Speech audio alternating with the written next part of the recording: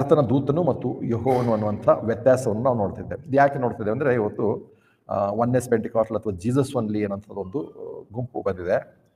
Jesus only, ಯೇಸುವೆ ದೇವರು, ಯೇಸು ಒಬ್ಬನೇ ದೇವರು, ಯೇಸುವೆ ನಿತ್ಯನಾದಂಥ ತಂದೆ, ಯೇಸುವೆ ಏಕೈಕ ದೇವರು.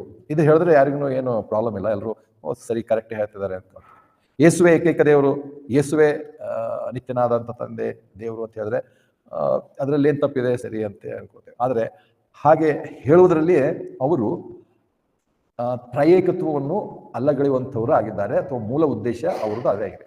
ಬೈಬಲ್ನ ಒಂದು ಬೋಧನೆ ಏನಾಗಿದೆ ಅಂದರೆ, ದೇವರು ಒಬ್ಬನೇ, ಆದರೆ ಮೂವರು ವ್ಯಕ್ತಿಗಳು, ತಂದೆ, ಕುಮಾರ, ಪರಿಶುದ್ಧಾತ್ಮನು. ಇದು ಬೈಬಲ್ ಬೋಧನೆ. ಆದರೆ ಇದನ್ನು ಅಲ್ಲಗಳೆದು ಅವರು ಬಹಳ ಸರಳವಾಗಿ ಜನ ನಂಬುವಂತೆ ಅವರು ತಮ್ಮದೇ ಆಲೋಚನೆಯಲ್ಲಿ ದೇವರನ್ನು ಅವರು ಒಬ್ಬನೇ ದೇವರು ಅಂತ ತಕ್ಷಣ ಯೇಸು ಕ್ರಿಸ್ತನು ಮಾತ್ರವೇ ದೇವರು ಎಂಬುದಾಗಿ ಅವರು ಇವಾಗ ಹೇಳ್ತಾರೆ. ಅನೇಕ ಜನರು ಗೊತ್ತಿದ್ದೋ ಗೊತ್ತಿಲ್ಲದೆ ಈ ಒಂದು ಬೋಧನೆಗೆ ಒಳಗಾಗಿದ್ದಾರೆ. ಸಾಧಾರಣವಾಗಿ ಅನೇಕ ಈ ಇಂಡಿಪೆಂಡೆಂಟ್ ಪಾಸ್ಟರ್ಸ್ ಅಥವಾ ಇಂಡಿಪೆಂಡೆಂಟ್ ಚರ್ಚ್ಗಳಂತ ಹೇಳುವಂಥವರೆಲ್ಲರಿಗೂ ಇದೇ ಒಂದು ರೀತಿಯಾದಂಥ ತಪ್ಪು ಬೋಧನೆಗೆ ಅಥವಾ ವಂಚನೆಗೆ ಒಳಗಾಗಿದೆ. ಸೈತಾನನ ಇದು ಒಂದು ಕುತಂತ್ರ ಅಂತ ಹೇಳಿ ನೋಡ್ತೇವೆ.